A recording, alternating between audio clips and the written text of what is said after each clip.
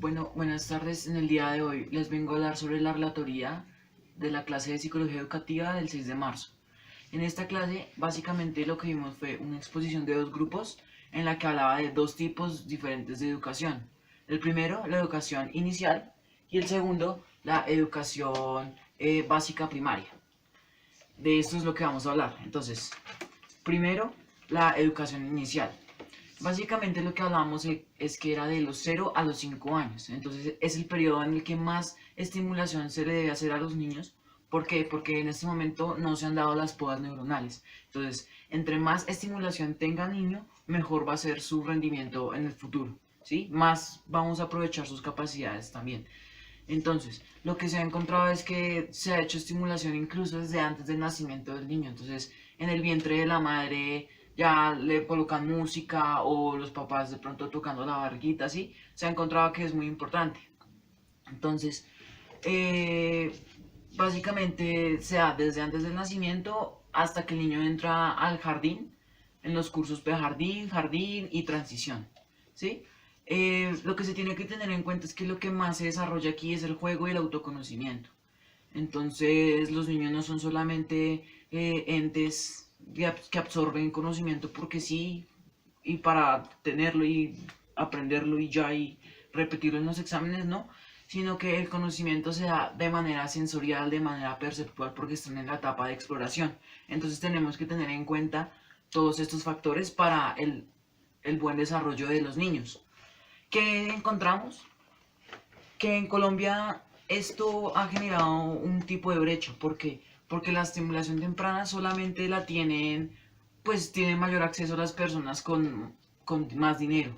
Entonces, entre más recursos, mejor van a tener más oportunidad de entrar a un jardín que estimule, a un colegio, y entre menos recursos, pues no. Entonces esto genera una brecha en el aprendizaje y en la maduración de los niños, que puede afectarlos y puede crear como, sí, como diferencia. Esta que acabo de mencionar es como una crítica que se le hacía al sistema educativo. Sin embargo, hay que tener en cuenta que pues de alguna manera es bueno que el país ya se haya dado cuenta que este tipo de instituciones son importantes. Así pues, a pesar de que son muy costosas, están empezando a existir las guarderías, están empezando a existir programas de intervención, entre otros. Entonces es algo bueno para destacar. En segundo lugar, tenemos la educación básica primaria, que son los 5 primeros cursos escolares en forma del niño. Entonces está primero, segundo, tercero, cuarto y quinto, ¿sí? Básicamente aquí lo que se aprende es matemáticas, ciencias sociales, ¿sí?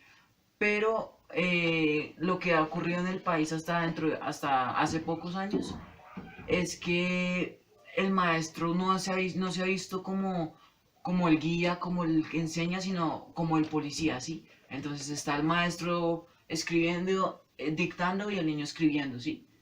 Y esto es algo negativo porque pues esa no es la forma de aprender pues ideal. Una autora, María Montessori, de quien les voy a recomendar un documento, nos habla de que la educación de los niños en esta época, hasta los 6 años y de ahí en adelante, sigue siendo sensorial y perceptual. Entonces, lo que se necesita es de una interacción con el otro para que la educación se pueda dar de una forma verdadera. Algo negativo, pues como ya les acabo de mencionar, como el mecanismo que se usa en el aula de clase. No se hace que la educación para los niños sea gustosa en muchos casos, sino que se lleva más como porque el papá no tiene tiempo para trabajar, para cuidarlo, entonces lo deja en el colegio y se va y no se da cuenta de lo que está pasando, ¿sí? No se está dando cuenta realmente si el niño está aprendiendo, si al niño le gusta, si no le gusta. Y pues esto es algo negativo.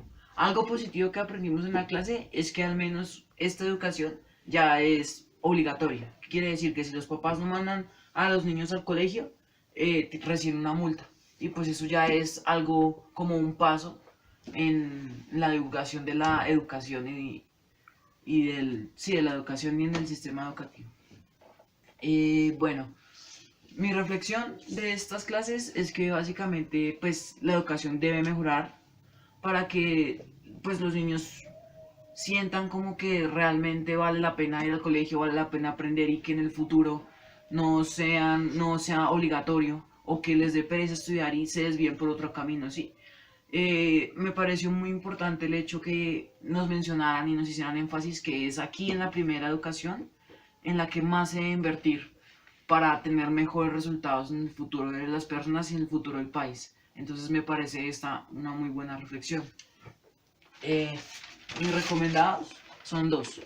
El primero es un video de Los Simpsons, es un video interactivo en el que muestran el colegio como una cárcel, ¿sí? O sea, literalmente la mamá va, lleva a su bebé, Marge lleva a Maggie, la deja allí y hasta que no vuelve del trabajo, de sus compras, lo que esté haciendo, no se da cuenta de todo lo que pasó con la niña, ¿sí? No se da cuenta que la niña también muchas veces quiere como explorar, aprender, pero pues hay como cosas del contexto como que la limitan, ¿sí?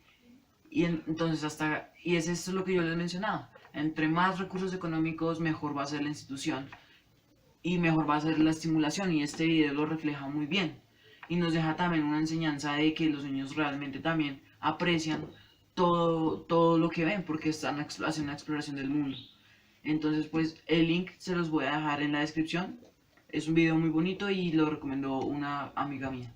Y el segundo, más enfocado hacia la educación básica primaria, es un artículo publicado por la revista Publicaciones Didácticas en el año 2017 titulado El método Montessori y su aplicación en la escuela pública.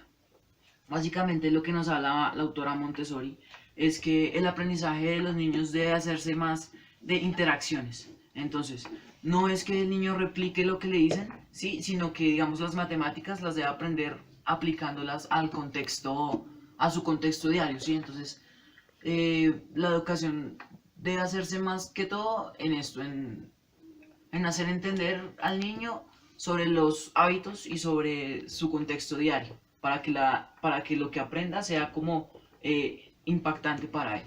Segundo, nos habla del término libertad.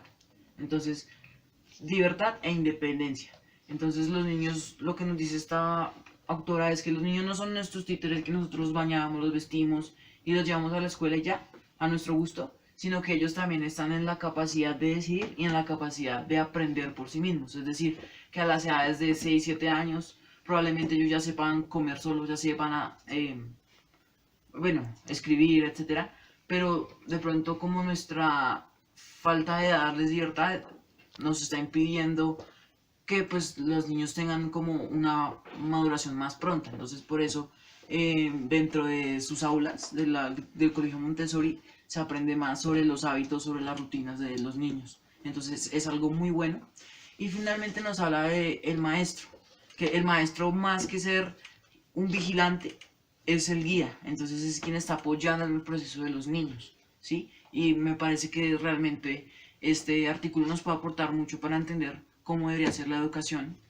Y pues el video que les mencioné es como una reflexión, como un reflejo de la realidad del sistema educativo.